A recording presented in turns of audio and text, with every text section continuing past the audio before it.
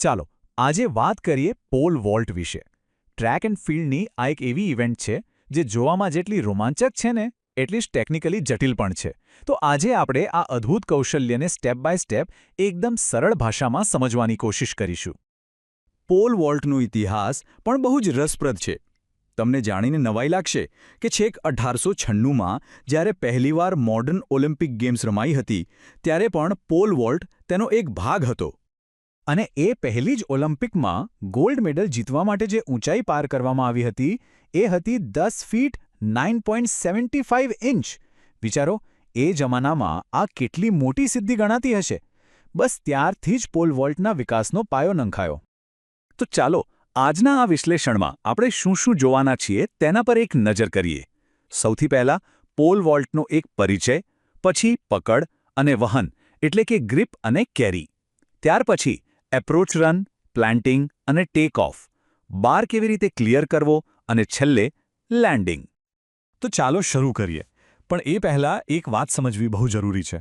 Pole volt એ કોઈ એક જ એક્શન નથી. એ તો જાણે એકબીજા સાથે જોડાયેલી કડીઓની એક ચેઇન છે. જો એક પણ કડી નબળી પડી તો આખી ચેઇન તૂટી જાય. મતલબ કે દરેક સ્ટેપ એના પછીના સ્ટેપ માટે પાયો તૈયાર કરે છે.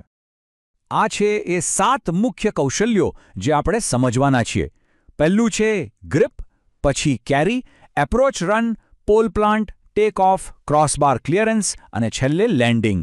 આ આખા ક્રમમાં માસ્ટરી મેળવવી એ જ સફળતાની ચાવી છે.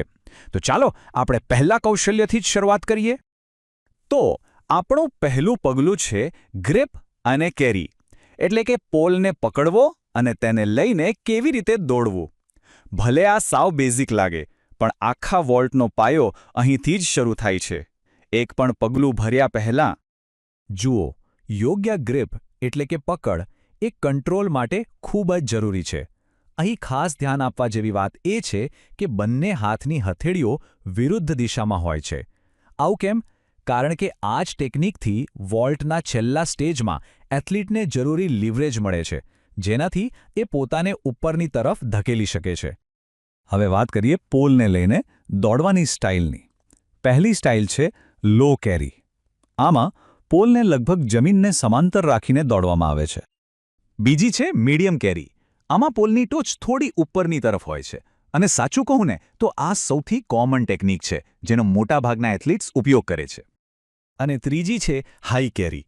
નામ પ્રમાણે જ આમાં પોલને ખાસ્સા ઊંચા એંગલ પર રાખવામાં આવે છે. હા, પણ આનાથી વોલ્ટરની દોડવાની રીત પર અસર પડી શકે છે. તો સવાલ એ થાય કે આ ત્રણમાંથી કઈ બેસ્ટ? તો મોટાભાગના એથ્લીટ્સ અને કોચનું માનવું છે કે મીડિયમ કેરી સૌથી શ્રેષ્ઠ છે, કેમ કે એમાં સ્પીડ અને કંટ્રોલ બંનેનું પરફેક્ટ બેલેન્સ જળવાઈ રહે છે. ઓકે, તો હવે વાત કરીએ બીજા સ્ટેપની, એપ્રોચ રન. આ એ ભાગ છે જ્યાં વોલ્ટન જમીન પર દોડીને જે ગતિ પેદા કરે છે એ જ ગતિ પછીથી હવામાં ઊંચાઈમાં ફેરવાય છે. આખી રમત આ ગતિની જ છે. હવે આ દોડવું એ એમ જ નથી હોતું.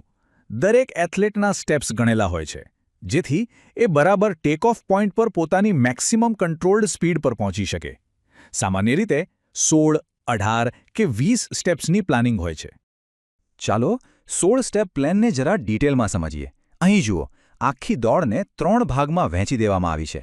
પહેલા 2 સ્ટેપમાં અડધી સ્પીડ, પછીના 6 સ્ટેપમાં પોણી સ્પીડ અને છેલ્લા 8 સ્ટેપમાં લગભગ પૂરી સ્પીડ.